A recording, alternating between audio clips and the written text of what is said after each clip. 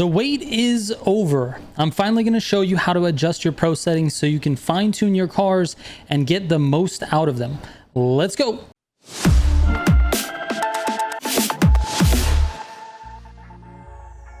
Before I get into it, I need to give you a disclaimer. This video is explaining my process.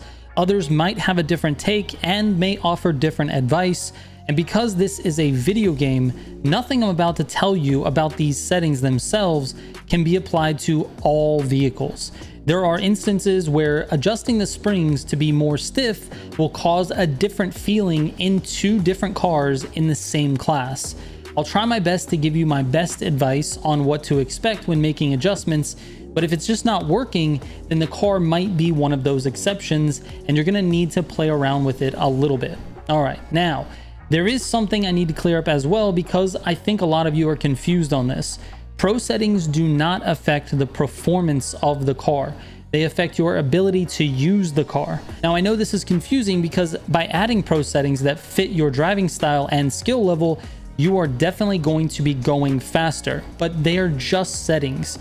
The car's power and maximum lateral G are not going to change. Basically, the car's potential is what it is, and it's your job to adjust the pro settings so that you as the driver can drive the car to its full potential. All right, with that out of the way, let's go over this concept that you're going to need to be familiar with in order for these settings to make sense. And that concept is oversteer versus understeer. Oversteer is when the car turns too much. This is caused by a loss of grip in the rear of the car. As an example, a rear-wheel drive car will be prone to oversteering because all of the power is being distributed to the rear wheels, and while in a turn, that can cause them to lose traction. A front-wheel drive car, on the other hand, is not prone to oversteer because there's no power going to the rear wheels, which means they're not likely to lose grip in the corners. Oversteer in arcade racing games is generally sought after by the highest skilled players because they have the ability to control the car despite the oversteer, which allows them to take corners at a much higher speed. Understeer is when the car doesn't turn enough. This is caused by a loss of grip in the front of the car or potentially just entering the corner with too much speed. Now, going back to my rear wheel versus front wheel drive example, a front wheel drive car is much more prone to loss of grip in the front of the car due to the power being distributed there, which causes it to understeer in the corners. Understeer is completely avoided by the highest skilled players because it means that you're going to need to slow down much more to take the corner without going off-road or hitting a barrier. And obviously, in a racing game, faster is better. So how does this apply to the pro settings in Motorfest? When adjusting your pro settings, you should have a couple of goals in mind. Number one, you want to adjust the balance between oversteer and understeer of the car to fit your driving skill. If a car is oversteering way too much for your skill, you're not going to be able to drive it as fast. If the car is understeering way too much for your skill, you're not going to be able to drive it as fast. Your goal is to get the car feeling the way that you want the car to feel so that you can take the corner as fast as you possibly can. Again, your fastest in a corner is not necessarily everyone's fastest in a corner, which is why I always say if my pro settings don't work for you, there's a lot of pro settings out there. Anyways, your second goal should be to add grip without adding understeer. Obviously, cars that are more grippy can take corners faster. And again, I'm going to keep saying that faster is better in racing. Number three, you want to maximize your acceleration without introducing understeer. Again, understeer, bad. And finally, number four, you want to reduce the roughness of the car while in the gutters or in the off-road sections. There's a lot of shortcuts in this game and you're going to be using the gutters to make turns faster. If you don't know what guttering is or you need a guide on how to gutter, I'll link that video in the description so that you can go and check that out. I have a full guide on how to use gutters to drive faster. Anyways, the main thing that you should be paying attention to is adjusting the oversteer and understeer balance. This will make the biggest difference for you as a driver. Every setting in the Pro Settings menu will introduce an amount of understeer or oversteer depending on how you adjust it, with the exceptions of the final drive setting and the brake power. Some settings will introduce more of those things than others. And to be honest, some of you will not have the skills to tell what the settings are actually doing to the car. It might take a lot of repetition for you to see and feel the effects of these settings. So do your best to pay attention to the car when you're testing it. All right, so let me take you through each of these settings with sort of a generalized explanation of how each one will affect the car. And then I'll give you some problems that you're going to want to solve while testing. First up, the final drive. This is basically your gear ratios. If you move the dot towards short, you are shortening the gear ratios, which increases your acceleration and decreases your top speed. I almost never touch this setting. The next one is power distribution. This is only available in four-wheel drive cars.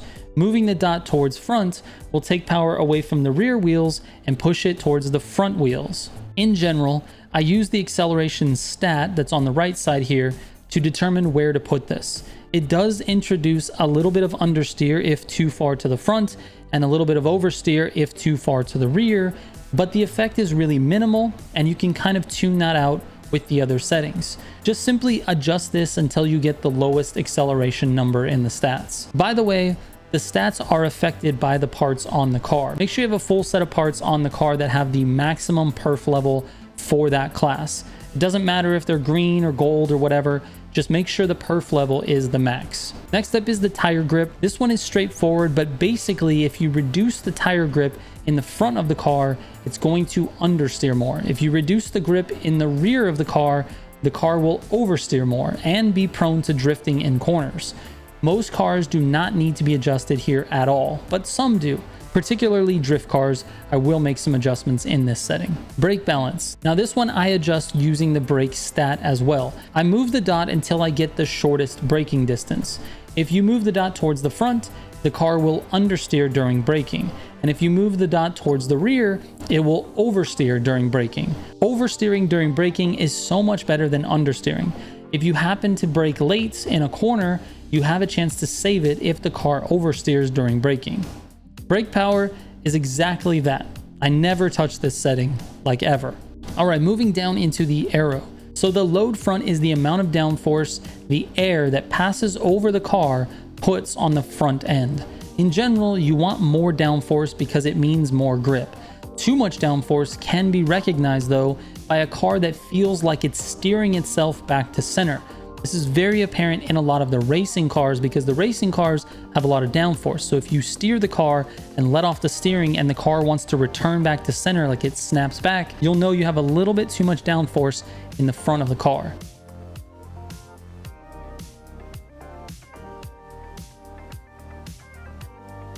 The load rear is exactly the same, but applied to the rear of the vehicle. In general, you still want the maximum downforce because it provides the most grip possible, but too much downforce can cause understeer. In this game, cars that understeer a lot can be helped by reducing the rear load, but it shouldn't be the first option you go for. All right, moving into the suspension. The springs, front and rear. The springs affect the mass transfer during acceleration, braking, and cornering. If you make the front of the car stiffer on the springs, you are doing a few things. Number one, you're providing more grip to the front of the car. Number two, you're adding oversteer to the car.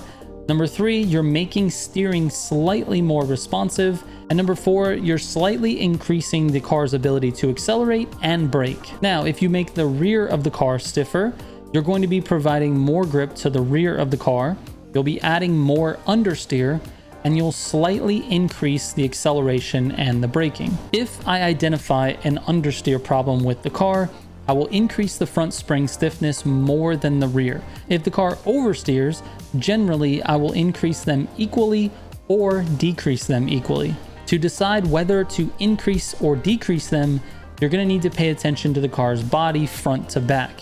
If the car seems to rock a lot front to back during your acceleration or braking, then you need to increase the stiffness. If the body remains pretty still, then you really don't need to make any adjustments. Sometimes you may want to decrease the stiffness a little to help in the corners if the car loses traction often. But if you decrease the stiffness too much, you will again have a traction problem. The key here is finding the sweet spot for the stiffness of the car. For the damper compression, front and rear, this is the rate at which the wheels travel in an upward direction after hitting a bump. If you move the dot towards soft, you are allowing the wheel to travel upward faster after hitting that bump. This is felt mostly on off-road sections of a course or in the gutters. I will generally adjust this proportionally with the springs because cars that have too much or too little body rock generally need stiffer or looser suspension. So if I'm increasing the stiffness of the springs in general, I'm going to be increasing the compression as well. Or if I'm reducing the stiffness of the springs in general, I'm going to reduce the stiffness of the compression as well. Compression does have an effect on oversteer and understeer, but it's very, very minimal. Next up, we've got the damper rebound for front and rear.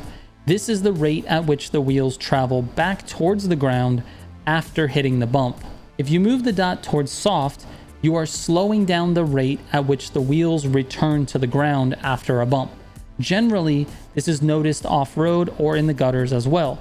If you feel like the car is too bumpy or out of control going over the dirt, then you should reduce the stiffness to make it more controllable and it will absorb bumps better. I tend to lean on the soft side for these because in Motorfest, gutters are really important to racing and you want the car to be as settled as possible. Not to mention, there's lots of off-road sections in shortcuts for even some of the road courses. All right, moving into the anti-roll bars. There's probably an entire lecture somewhere on how ARBs actually work, but for this video, I'm just gonna tell you how it affects the car in Motorfest. The job of the ARBs is to set the amount of weight transfer that happens from side to side while you're in a corner. If you move the dot towards stiff for the front, you're going to be doing a few things. You'll be increasing the stiffness of that ARB, which adds understeer. It adds grip to the rear of the vehicle, and it reduces steering response. If you move the dot towards stiff for the rear, you're going to be increasing the stiffness of the rear ARB, which will add oversteer, grip to the front of the vehicle, and it will increase the steering response. In general, for Motorfest, the effect on the car can be felt as steering response. So increasing these together equally will not adjust the oversteer-understeer balance, but it will make the car more responsive overall. If you increase the stiffness in the rear more than the front, you get a more snappy car with more oversteer, which sometimes leads to more drifting in corners and losing control. So be careful. If you increase the stiffness in the front more than the rear, you will get a more sluggish steering feel with more understeer. In most cases, maximizing both of these settings is recommended because it makes the car more responsive and keeps the oversteer-understeer balance the same. At times, I will put the front ARB at 10 and the rear ARB at 5 for cars who seem to be steer happy, or for cars that tend to lose grip in the rear during cornering. Anti-roll bars are among the most important settings, as changes to these can be felt very, very easily during testing. Lastly, let's talk about camber. Camber in Motorfest really doesn't work like it does in other games. Since this is an arcade experience, you can actually really think about it like this. Negative camber equals more grip for that end of the car. In general, you want to set this at negative 0.25 on both front and rear for cars on the road. In off-road categories, I'm a little bit more selective when adjusting the camber because it can have drastic effects on the steering of the car and it can lead to out of control moments. So I might be a little bit more hesitant to max this out at 0.25 for those off-road vehicles. All right, let's talk about testing for your vehicles and how to identify problems. My first step is to take the car to my test course with default pro settings just to see how the car feels. Because I've been doing this since the game came out, I have specific things that I'm looking for. I know what's a good amount of speed to hold through these corners in my test courses. So if a car can't hold a certain amount of speed and it's just understeering the corner, I know what I need to adjust. Establishing your own baseline is really important to knowing what changes to make. So if you're going to test street vehicles on a particular course, always go back to that course for your street vehicles. It's really important that you really understand the course and understand how to drive it well. Otherwise, you're not going to be able to notice the differences that your settings are making. All right, let's break it down into a few parts. So while you're testing, you're going to want to focus on your initial acceleration / body rock, your body roll and steering responsiveness, your understeer and oversteer, and then your guttering and off-road sections.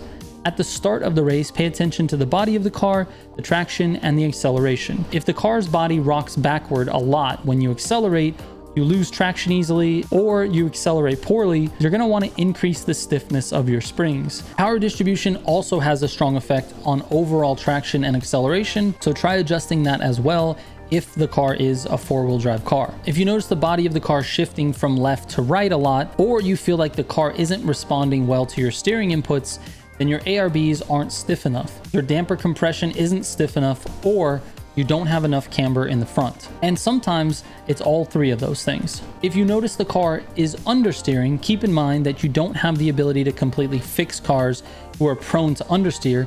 Also, it could just be that you're taking the corner too fast. And some cars are just understeer machines, and they are horrible to use.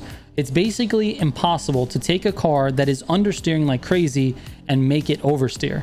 You can only reduce the understeer slightly.